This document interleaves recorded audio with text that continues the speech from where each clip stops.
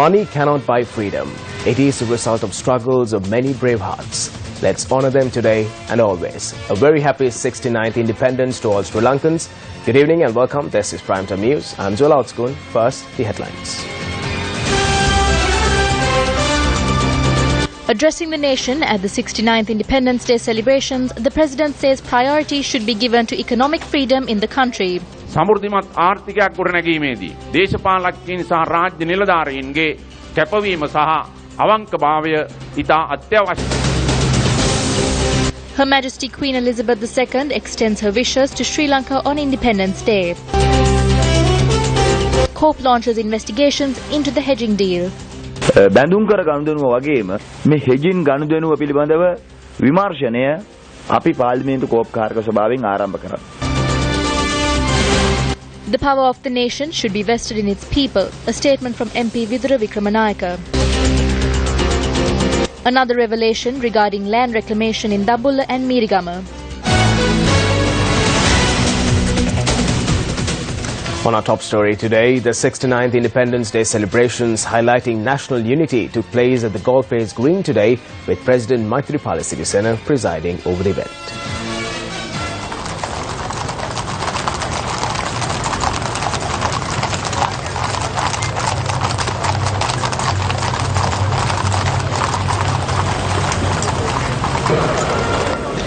The 69th Independence Day celebrations commenced following the arrival of President Maithripala Sirisena at the Golf Face Green.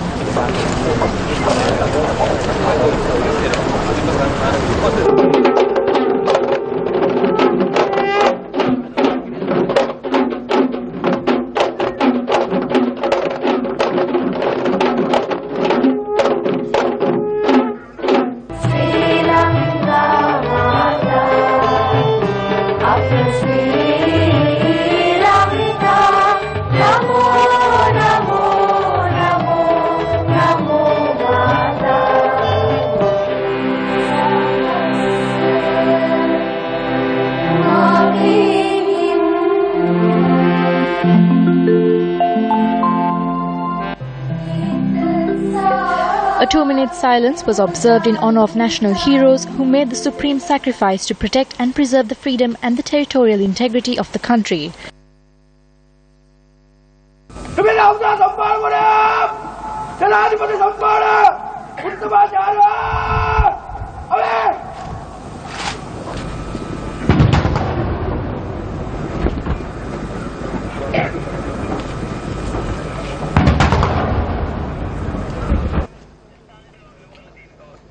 Prime Minister Ranil Wickremesinghe, Speaker of Parliament Karu Jayasuriya, former President Chandrika Bandaranaike Kumaratunga, ministers, MPs, diplomats and other dignitaries attended the event. අපේ රට LTT ත්‍රස්තවාදයෙන් මුදවා ගැනීමට සටන් කළ විරෝධාර රණවිරුවන් සිහිපත් කිරීම ඉතාමත් අවශ්‍යයි අද වගේ දවසක. When we talk about the freedom, it is essential to remember the valiant war heroes who fought to save our country from LTTE terrorism throughout 30 years. All of you know that it is necessary to strengthen the national as well as religious reconciliation in the country. Specifically, I have to mention that we as a government have given priority in this regard. I clearly state that even though we receive accolades locally and internationally for our commitment and determination to establish national reconciliation and peace in the country, there are some opportunistic elements who act against those noble efforts of the government. I describe those opportunist forces as a section of society who act against the country. පටු චේතනාවෙන් කටයුතු කරන අය රටට විරුද්ධව රටට එරෙහිව කටයුතු කරන බලවේග වශයෙන්ුයි මම හඳුන්වන්නේ. The President also spoke on the country's economic plan. අපේ රටේ අද ප්‍රධාන වශයෙන්ම ආර්ථික නිදහස සඳහා මූලිකත්වය දී යුතු වෙනවා. Today, all of us should commit ourselves to ensure the economic freedom of our country when we define the word freedom. I must mention that as a government, we are always giving priority to provide requisite guidance to our young generation to acquire new knowledge to conquer the world and also to build this country based on the concept of the knowledge economy. I believe everyone will fulfill their respective duties in achieving noble national goals. Everybody acknowledges the imperative need for eliminating corruption, bribery, malpractices, waste and fraud. It is essential for the politicians and public servants to work honestly and with commitment. It is essential for the politician to be a character of honesty and commitment. Furthermore, I trust the politicians and public servants fulfill their responsibilities and duties honestly and with commitment to build the motherland. සියලු රාජ්‍ය නිලධාරීන් ඒ කැපවීම සහ අවංකභාවය තුල මේ මාතෘ භූමිය ගොඩනැගීම සඳහා තම වගකීම සහ යුතුයකම ඉතා උසස් ලෙස ඉටු කරන බව මා විශ්වාස කරනවා.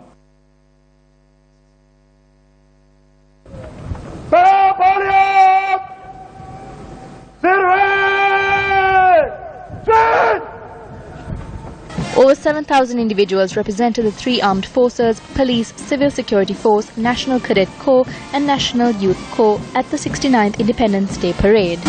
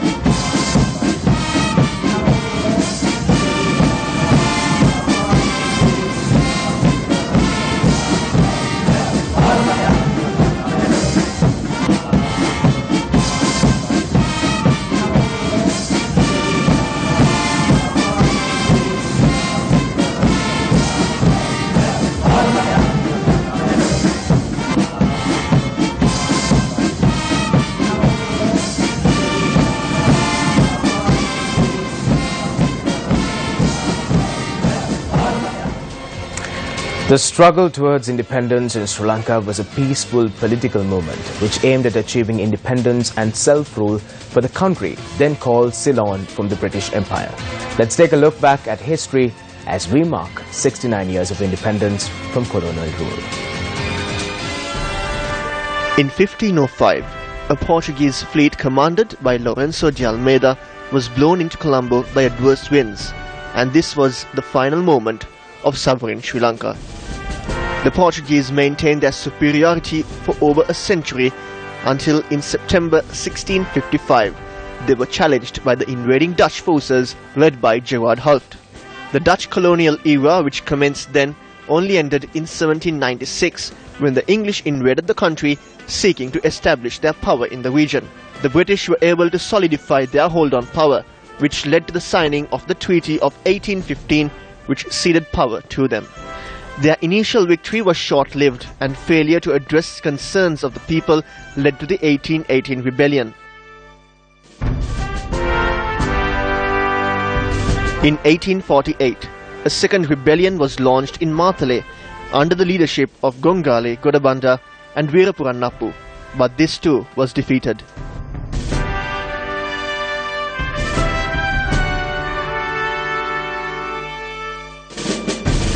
The National Council, established in 1917, and the temperance movement of Anagarika Dharmapala became the new phases of a political struggle to gain independence non-violently.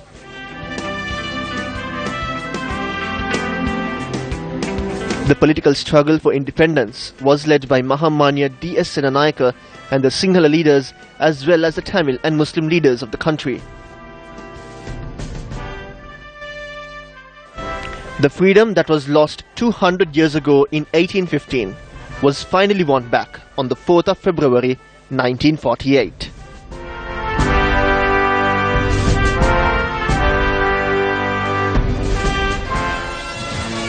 Wishes and messages poured in from political as well as religious leaders as the country celebrated the 69th Independence Day. In his message, President Maithripala Sirisena said it is at a challenging and decisive moment that we celebrate the 69th independence anniversary this year. His message adds that the responsibility of strengthening the recently secured democratic freedom as well as ensuring that, enriched by indigenous wisdom, all communities could live with dignity lies on our shoulder. The President adds that we have been able to overcome a dark era and re-illuminate our unsurmountable aspirations for democracy, freedom and human dignity. Prime Minister Ranil Wickremesinghe in his Independence Day message says that in order to make the spirit of freedom more meaningful to us, the government must take steps that reaffirm the liberties of the people with regard to the economic, social and spiritual well-being. Most Venerable Tibbatuave Sri Sumangala Thero, the Mahanayaka of the Malbata chapter, says that everyone should commit to gain economic development and prosperity in the country, keeping unity and development of the country in foremost place and protecting one's religious beliefs as well as cultural identities and through improving coexistence and humanitarian morals. He adds that although 69 years have been spent after the independence, ill effects of the colonial age have not been completely overcome. Most Venerable Warakagoda Gunaratna Thero, the Mahanayaka of the Askari chapter, says that everyone could fulfill their obligations to themselves, their families, their religion and their nation by fostering national and religious reconciliation and deviating from narrow-minded politics. His Eminence Malcolm Cardinal Ranjit, the Archbishop of Colombo, in a message on Independence Day says that narrow racial and communal attitudes are not the way to experience the true independence, adding that all should unite as citizens with equal rights to gain the true independence. As mentioned on our headlines this evening, now Queen Elizabeth II has extended her wishes to Sri Lanka on the eve of the 69th Independence Day celebrations. Queen Elizabeth II in her message sends her congratulations to President Maithripala Sirisena on the celebration of the National Day.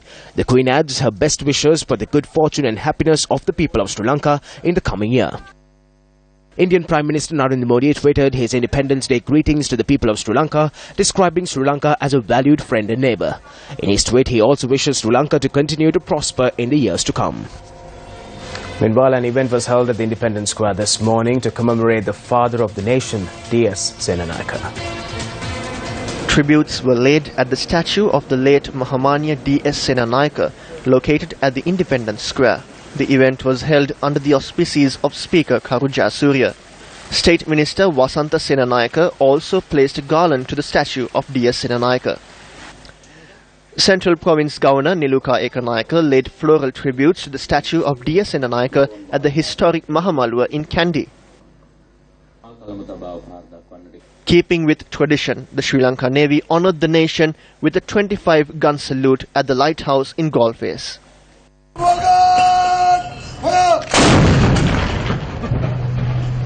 In line with the 69th Independence Day celebrations, a special mass was held at St. Teresa's Church, Timirigasyaya, presided over by His Eminence Malcolm Cardinal Ranjit, the Archbishop of Colombo. The time has come to work hard to achieve independence. If we are to achieve intellectual and humane freedom and to fulfill our responsibilities and develop the country even further, we must move away from hatred. It is imperative that unity and coexistence is enhanced among all communities, religions and people from all walks of life. The Sri Ponnambalam Vagishwara Kovil in Kochikade also held a special puja to mark Independence Day. The puja was attended by Minister D.M. Swaminathan as well. Special prayers took place at the Grand Mosque in Colombo. Minister of Muslim Religious Affairs Abdul Halim and MP Mujibur Rahman attended the prayers. On to more local news this evening. Now, Minister of Housing and Construction Sajid Premadasa laid the foundation stone for the 336th Udagamanya in the Karulagasbab area in Suryababa today. 70 land deeds were presented at the event today, and the Udagamanya is scheduled to be vested with the public on Independence Day next year. The village has been named Mahamanya D.S. Senanayake Village.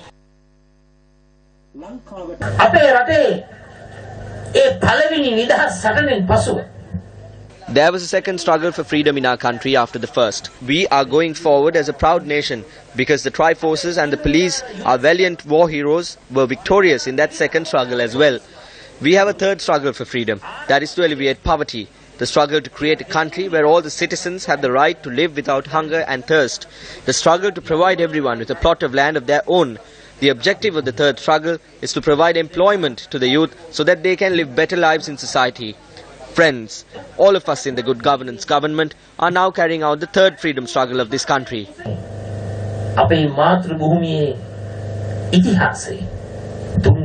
You're watching the news on News First, and the chairman of COPE parliamentarian Sunil Handunethi expressed his views about the hedging deal.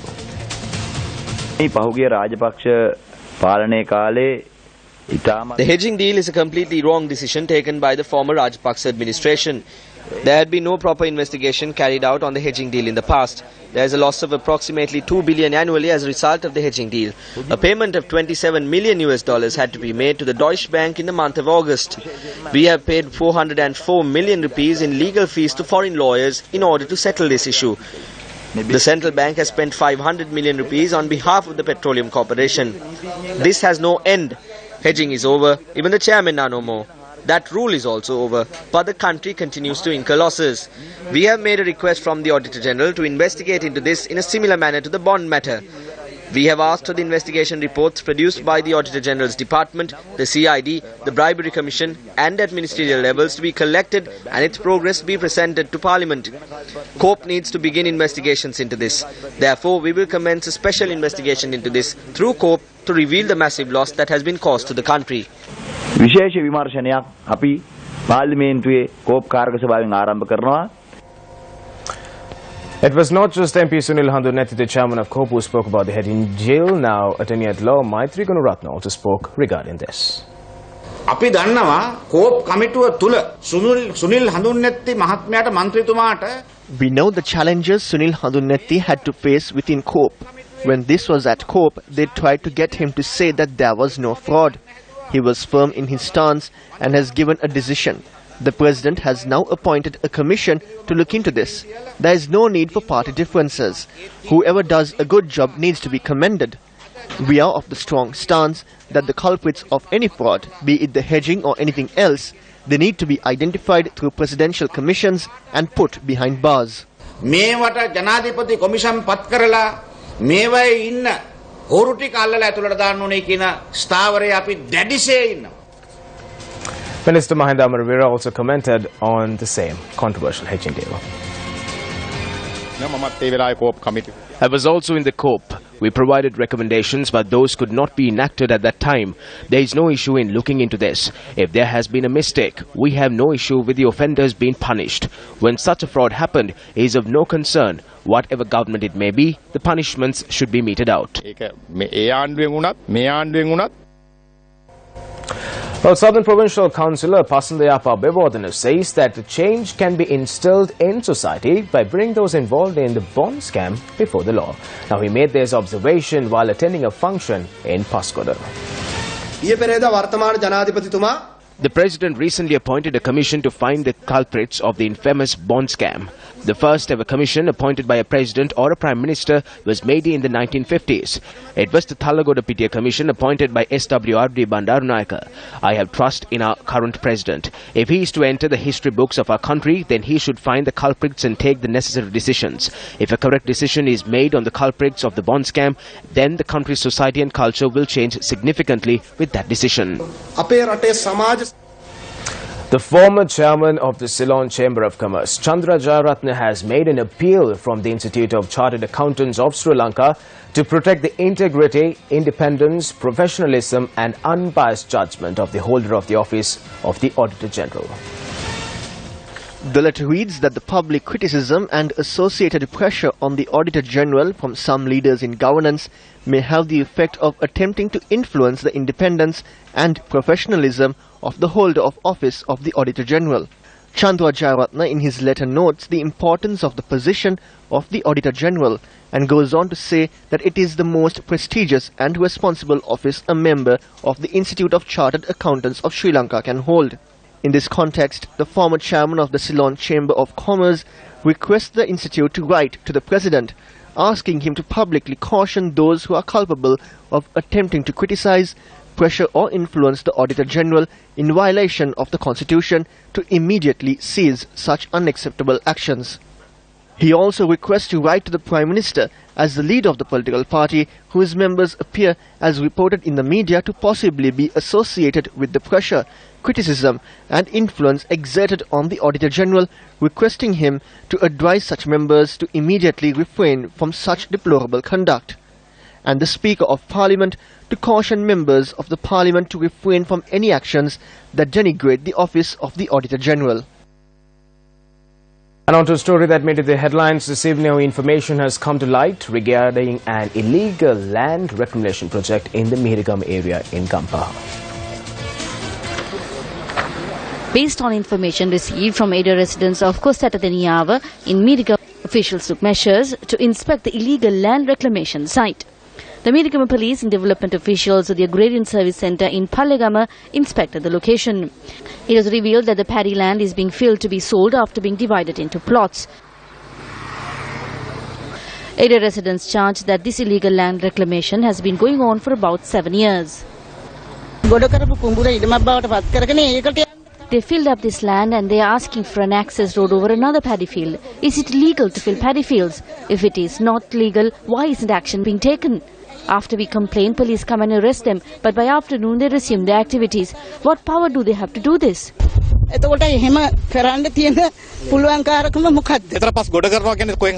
Filling this land means earth is being excavated from somewhere else. No one looks into where the soil comes from and what the environmental condition of that place is. There was an autonomy in the Ulapitia. If there is an autonomy, it means that it had been happening for some time. As the public, it is our duty to protest against these for the sake of the future. Development officers of the Pallegama Agrarian Service Centre said that though the individual concerned has a license to fill a section of the land, he acted in a manner that violated the limitations of the license. Accordingly, police ordered that the earth on the section where approval was not obtained to be removed immediately. Meanwhile, after the Newsfirst revelation of the sand racket that is taking place in the Dehigaha Palama area in Deulapitia, officials of the Central Environment Authority inspected the location.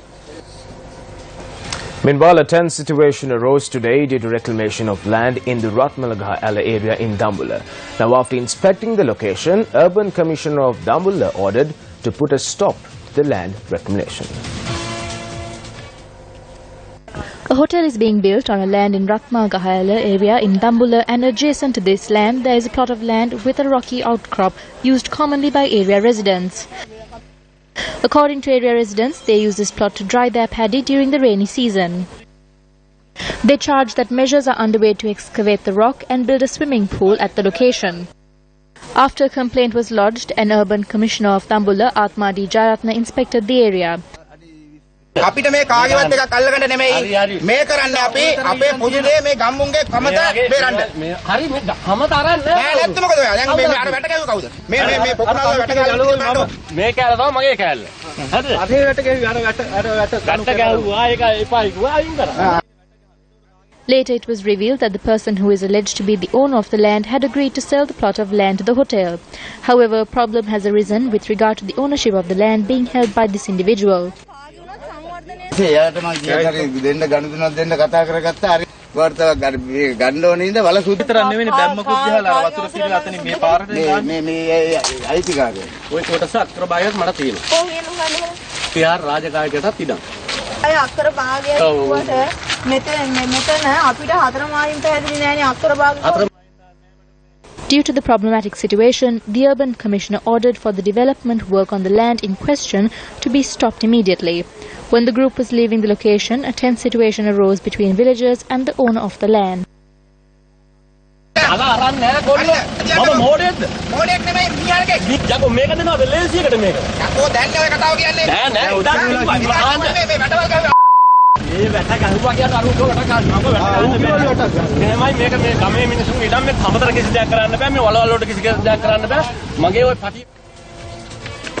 Meanwhile, on to a story that made it to the headlines. Now, UPFA parliamentarian Vidura Wickramanayake says that the power of the country should be with the people and not with the politicians. He made this observation while attending a function in Horana. This function was organised to Wesi Office and Community Hall building, which was built at a cost of 1.8 million rupees in the public.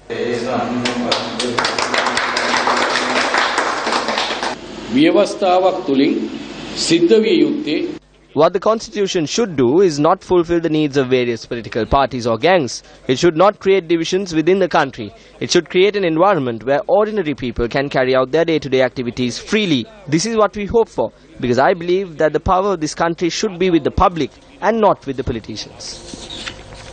Minister Mahinda Singh expressed the following views addressing an event that was held in line with the National Independence Day celebrations.